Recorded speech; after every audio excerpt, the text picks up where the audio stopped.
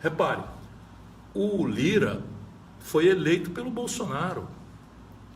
O Lira é a representação daquilo que a gente convencionou chamar de centrão, porque a gente gosta de chamar de coisa grave, mas é uma coalizão de picaretas. Tem gente boa, tem gente mais conservadora, e eu tenho profundo respeito pela diversidade do parlamento e até pelo Lira, que é muito hábil, que é muito, enfim.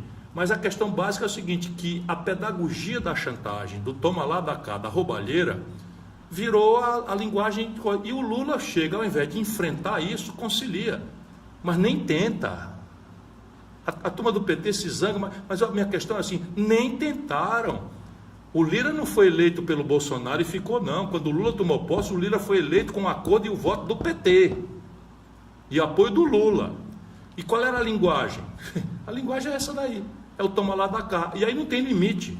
O Lula fez espalhar na mídia amestrada do Brasil que vetou 5,3 bilhões de reais de emenda de comissão e que a razão do Lira estar aborrecido é porque ele vetou isso. É mentira, ou a pior das mentiras, escrevi na newsletter, a meia verdade.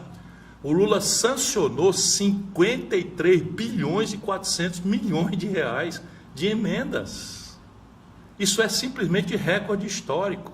O Bolsonaro no último ano tinha aplicado 35 bilhões. 35 bilhões e nós esculhambamos isso. O Supremo Tribunal Federal, que fez vista cega para essa esculhambação, quando o Lula toma posse, nessas coisas de olhar a lei conforme a conveniência política, isso está me incomodando profundamente, o Supremo acabou com as emendas do relator, o Lula restaurou com outro nome. Percebe, irmão? Então ele veta 5,6, faz essa onda, e sancionou 53,4 bilhões de reais de emenda. Sabe qual é a consequência disso? Não é essa coisa da roubalheira e da dispersão, que em si já são muito graves. A dispersão de recursos, sabe qual é a consequência disso?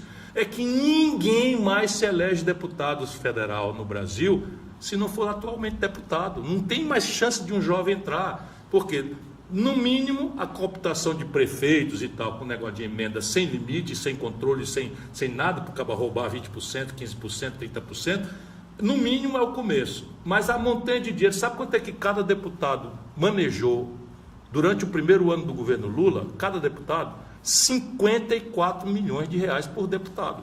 Tira as exceções e vamos botar que ele tenha roubado 10%.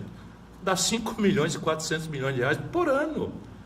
Só que agora aumentou muito a coisa. Então, repare, é uma distorção, é uma depravação orgânica. E a elite dizendo que é assim mesmo. Eu estou em pânico, ou não estou em pânico, eu virei agora só um crítico, né? Mas você quiser chegar lá para mudar isso, depois do que o Lula está fazendo, vai ficar difícil. Mas tem como mudar. Como? É uma obviedade. A democracia brasileira é uma democracia do século XIX.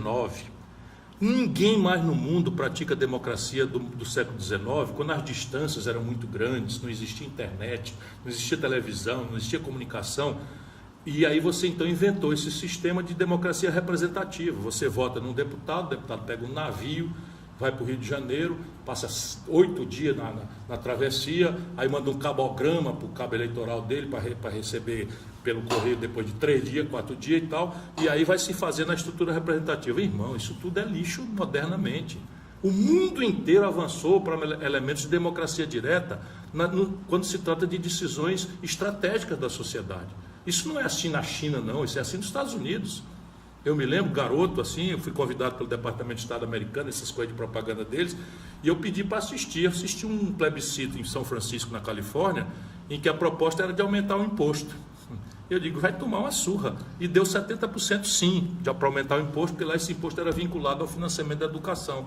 E isso é o que nós temos que fazer, está previsto na Constituição brasileira. E o que faz o Lula e o PT e os líderes da dita esquerda e do pensamento progressista brasileiro?